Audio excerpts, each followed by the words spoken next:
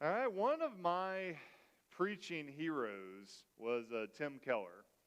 We lost him last year, maybe the year before, to pancreatic cancer. He was just a warrior of the faith. He pastored Redeemer Church in New York City for several decades, and he helped countless people understand the gospel and believe in Jesus. And one of the things he always did that I really connected with was something he called noticing. Before he preached what a passage meant, he would share some of the minute details of that passage that we might have overlooked. Especially when you have a passage that you're so familiar with, that you've read so many times, like the Triumphal entry. As you read it over and over again, you just kind of take it for granted. And so he would really drill down and say, like, what are the details? What are we missing that really makes this alive? Because Scripture is alive. And so I want to share with you today three of Pastor Keller's noticings about this passage. There's three things: the message that it sends, the man in control, and the Messiah who dies. So I want to start with the first one, the message that it sends. The triumphal entry is the point of no return. But to understand this, you have to go back to what I read chapter 21 in Matthew. You got to go back to chapter 20, the end of it, to really understand the context of what I mean by this being the point of no return. So look at verse 29 in Matthew 20.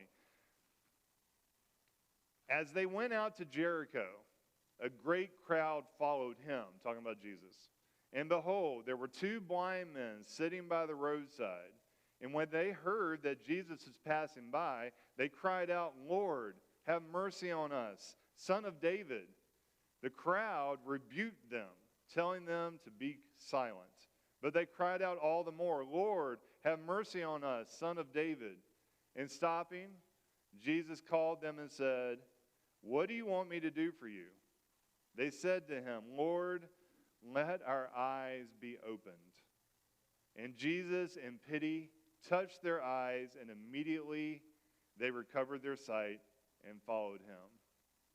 So what is the message that Jesus is sending? Well, I mean, think about it.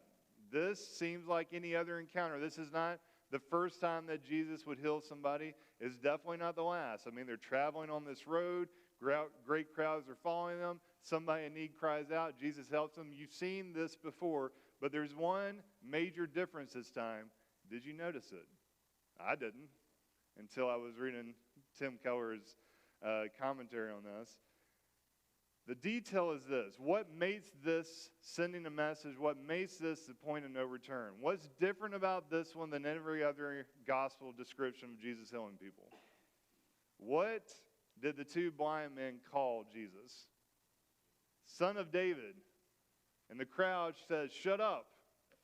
And then they did it again, Son of David.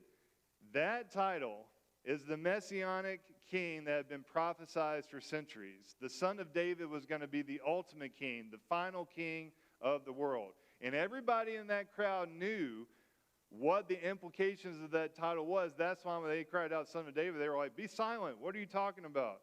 And every other time in the Gospels up to this point, whenever somebody would call Jesus the Son of David or the Messiah or the Lord or anything that pointed to his divine messianic title, what did he always tell them? He said, "Don't tell anybody. Be quiet. Keep it on the down low." But now, in front of this huge crowd right outside the gates of Jerusalem, these two blind men yell out, "Son of David." And Jesus says, "Yes? What can I do for you?" At that moment, the crowd would have gasped. The same crowd that was telling them to be silent, They say, "Son of David." Jesus said, "Yeah, that's me." What? It would have been an audible gasp, and there would be a very specific group of people that definitely would have gasped, the disciples. Because the disciples, as soon as they started following Jesus, this has been for 3 years now, they've been following Jesus, they have wanted him to openly declare who he was, to declare that he was Messiah. They knew what he was able to do. They had seen his power, and they wanted Jesus to force the issue and gather all the people and overthrow the Romans. Now, finally he's doing it. So yeah, the disciples, they definitely would have gasped because they knew this is the moment we've been waiting for. This is the moment we've been waiting our whole lives for. This is the point of no return because it's now or never. Jesus, with all his power, is either going to overthrow the Romans and take his rightful spot on the throne and we will rule with him, or we'll be wiped out and defeated. But one way or the other is going to happen now. So you can just feel the excitement in the disciples at this point. No matter whether it was going to be victory or death, this was what they had been waiting for. So that's the great dramatic tension that precedes the passage we read about the triumphal entry. That's the message that it's sending. So what's the second one? Well, let's look at the man in control. And we're talking about Jesus, of course. And yes, Jesus is in control in the fact that Jesus is God, but I'm talking about specifically in this moment, Jesus arranges the triumphal entry. He orchestrates the entire thing. The gospel writers, if you read all four gospels, they are not very verbose. They are very concise with their language. They would have been those students that if you gave them something that has to be 500 words, they would have been like, ugh, I can say it in 50. Why do you want me to write 2 pages? I can write in 1 paragraph. They were very concise, but yet Matthew, who's especially concise because he's a numbers guy, he's an accountant, Matthew spends 6 verses talking about the details of what Jesus is controlling. And the first thing that Jesus controls is the location. The location. He chose this entry into Jerusalem on purpose. Let's read chapter 21, verse 1 again. Let's read this passage again. Now, when they drew near to Jerusalem, and they came to Bethphage, to the Mount of Olives, then Jesus sent 2 disciples, saying to them, go into the village in front of you, and immediately you will find a donkey tied and a colt with her. Untie them and bring them to me. If anyone says anything to you, you shall say, the Lord needs them, and he will send them at once. This took place to fulfill what was spoken by the prophet, saying, say to the daughter of Zion, behold, your king is coming to you humble and mounted on a donkey, on a colt, the foal of a beast of burden. The disciples went and did as Jesus has directed them. So Jesus sends the disciples to Bethphage to get a donkey. Now you got to understand where Bethphage was. Probably haven't heard of that one. But have you heard of Bethany? Bethphage and Bethany were right next to each other. It was kind of like Shawsville, Elliston. Unless you live there, you don't know the difference. But if you live there, you know the difference, right? My Shawsville, Elliston peeps or my Ronto peeps or my Lafayette peeps, you know the difference. But everybody else to us, it just looks like one thing. And it's also kind of like Glenver. When I moved here, somebody told me, hey, be careful who you're talking about because in Glenver, everybody knows everybody. And chances are they're probably related. And so that's Bethany and Bethphage. They're like that. They're so closely intertwined. And Jesus spent a lot of time in Bethany. Why? Because one of his best friends lived there, Lazarus, and his sisters Mary and Martha. And what had Jesus just done in Bethany to his best friend Lazarus? He raised him from the dead, all right? So Jesus would have known Bethphage very well. He would have known where the animals were kept. And I've heard people say that they feel kind of weird about the triumphal entry because it seems like Jesus is still on a donkey.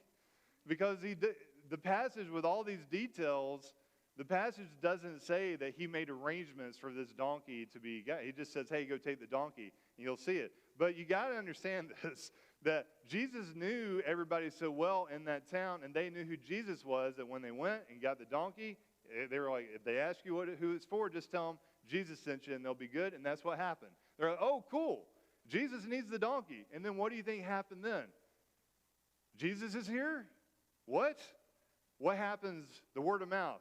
So people from Bethphage and Bethany start drifting to join the crowd that's already with him. And that's the second thing that Jesus is controlling. He controls the location. He chose that. And he also controls the crowd. Because Jesus spent so much time in these 2 villages, the people know him. And like we already said, they've seen his power. They just saw him raise Lazarus from the dead. So this crowd, more than any other in Palestine, would have been primed to worship Jesus and to throw down branches and coats. So look at verse 8. Most of the crowd spread their cloaks on the road, and others cut branches from the trees and spread them on the road. And the crowds that went before him and that followed him were shouting, Hosanna to the Son of David. See, they're using it now too. Blessed is he who comes in the name of the Lord. Hosanna in the highest. This crowd, they were an all-time hype man. And everybody, you need that hype man. You need that posse behind you. Now, Jesus has got this hype man going. And it has the effect that Jesus wants, because look at verse 10. And when he entered Jerusalem, the whole city was stirred up. There was a palpable buzz. What's going on? You could feel it. It was electric. They're saying, who is this? And the crowds that were already following them, the Bethphage and Bethany peeps, they start yelling out, this is the prophet Jesus from Nazareth of Galilee. Jesus is in complete control of this situation. He's arranged the donkey. He's arranged the location. He's arranged the crowd. Why? Because Jesus is forcing the issue. He's making sure that he is coming into Jerusalem being declared as loudly as possible, because he's doing what the disciples always wanted him to do. He's challenging the leaders of Jerusalem with his kingship. Of course, the disciples don't realize Jesus' ultimate goal and Jesus' ultimate destination. It's not what they thought. Which brings us to the third thing that we should notice about this passage. The Messiah who dies. Jesus is sending mixed messages. Unless you were really familiar with all the Old Testament, he was sending mixed messages. Let's go back to the disciples and the donkey for a second. The disciples are excited that Jesus is finally proclaiming himself to be the Messiah. There's no doubt about that. For 3 years, like I said, they have been telling Jesus, you can raise the dead. You can calm the storm. You can turn water into wine. You can do all these things. Jesus, you can take over. Let's do it, Jesus. Let's kick out the Romans. Let's get rid of our oppressors. And now finally to the disciples, it seems like Jesus is about to do something right. He's acknowledged he's the Son of David. He's gathered this crowd. They're primed. They're ready. This is it. This is what we're waiting for. And he says, all right, bring me a donkey. And they're like, what? What? Why a donkey? Because kings don't ride donkeys. Remember, the Son of David is a messianic title of the ultimate king. But Jesus is the ultimate king because he's unlike any other king in the history of the world. Look at verse 5 one more time. And if you're wondering, and I know you are, Matthew says this is to fulfill what the prophets wrote. You're wondering what two prophecies? He's combining two prophecies here. He's combining one from Isaiah 62 and Zechariah 9. He's combining them together. This is to fulfill the prophets say to the daughter of Zion, behold, your king is coming to you, humble and mounted on a donkey. Jesus is a humble king. Most kings are the opposite. And he comes to his people. That's not normally how it works. Normally, kings summon people to them.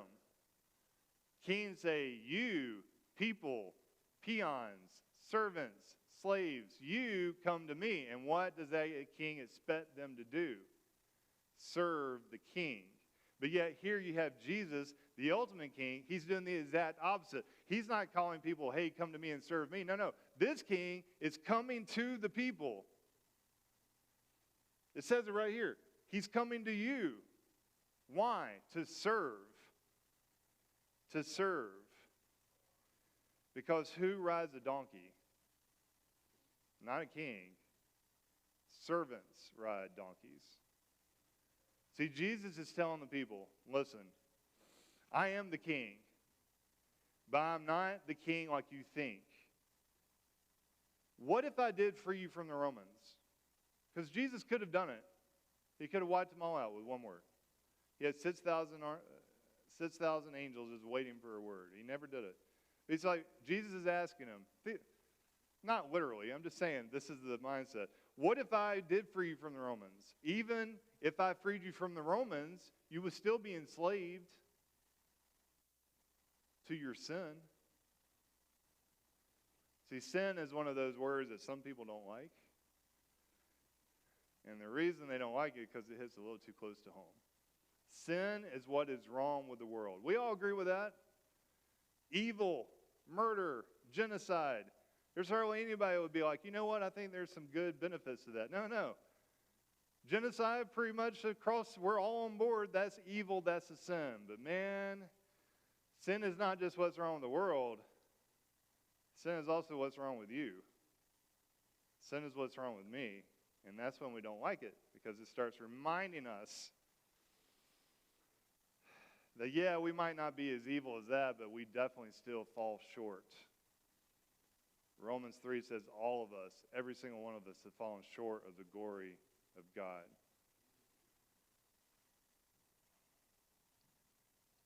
See, Jesus knew. He knew that that is what we need to be liberated from. Not the Roman oppressors, but from our own selves. You might be sitting here today upset about something that happened this week. You might be stressed out. You might be worried. And some of you, rightly so. But some of us, when we find ourselves complaining all the time, what we're really doing is we're putting ourselves in God's position. When we think to ourselves, this is not fair. My life should not be like this. I deserve better. We're saying to God, you are less than me because I know what's best for me. Because this is a quote directly from Tim Keller. I hope I don't mess it up. I'm going to. Because I don't have it written down, but I should have. If I don't write things down, I forget. He says, sin, if you want the gospel in the nutshell, sin is when we try to put ourselves in the king's position. When we try to become the Lord of our own life. When we say, we know what's best. We're going to do this. God, I know you've said I shouldn't do this, but I'm still going to do it because it makes me feel good or it makes me happy or whatever. Sin is us putting ourselves in the king's position. Salvation is the king putting himself in our position. Because the whole point of the gospel, and this is so paradoxical, this is the message that Jesus is sending. The whole point of the gospel is we are saved through weakness. Our weakness saves us, not our strength. Every other religion, every other philosophy, whether it's 5,000 years old, whether it was made up last week, they will all say the same thing. I need to clean up my life. I need to do better. I am going to improve myself. I am going to save myself through my strength. The gospel says the exact opposite. Jesus says, no, you cannot save yourself through your strength. Because no matter how good you think you are, you're not good enough. Because God's standard is perfection, holy perfection, and none of us can measure up to that. That's why Jesus had to come, because he's the only one that could. He's the only one that could live the life that we were supposed to live, free from sin. But he came so that he would die in our place. Because we are saved through weakness. That's why Jesus is the king that has to come to us. He has to die in our place because we're not saved by strength. We're not saved by our moral efforts. Please don't believe that lie. There's nothing you can do to save yourselves. I've said this once. Hopefully I say it 1,000 times. Salvation is not about what you do. Salvation is about what Jesus did. We are saved by his grace. And Jesus is trying to help his disciples understand this. He's told them before, because every other time they would bring up, hey, let's overthrow the Romans, he would then start talking about, no, I have to suffer. And they were just like, well, Jesus is tripping again. So he's trying one more time with an object lesson. He's saying, understand this, disciples. I'm going into Jerusalem as a king. I am the son of David. I am the Messiah. But I'm not going to conquer. I'm going to die. And that's why he chose to ride on a donkey. Yeah, obviously, the first reason was to fulfill prophecy. But the second reason is to show the disciples one more time what's coming. Because the disciples knew that a donkey is not the proper war horse. If you ride into battle on a donkey, you're going to lose. You may win if you fight on your feet. Your odds improve dramatically if you're riding on a proper steed. But if you're riding a donkey in a battle, you're going to get slaughtered. But don't you see? That's why Jesus is going into Jerusalem. Not to conquer, but to die in our place. Let's pray.